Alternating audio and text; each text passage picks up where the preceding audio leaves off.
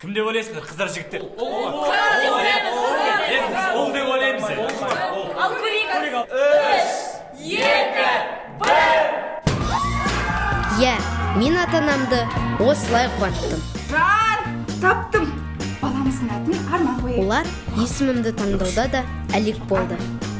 Міне, мынаны алайық. Жоқ, аюдалай. Қандай ойыншық ойнайтынымды да шеше алмайды. Ой, жігіт. Міне, баламызға шахмат алайық. Тіпті спорт таңдауда да ойлары бір жерден шыққан емес. Бананның құрамында глюкоза көп бар. Кейбір ұсақ түйектердің өзіне келіспей қалады. Банан ауырмайды десе. Бірақ та бір нәрседе олардың ойлары бір жерден шықты. Ол менің қай мектепте оқитыным. Билл. Иә, ата-анамның және менің таңдауым сөзсіз Билл. Сені де осында шақырамын.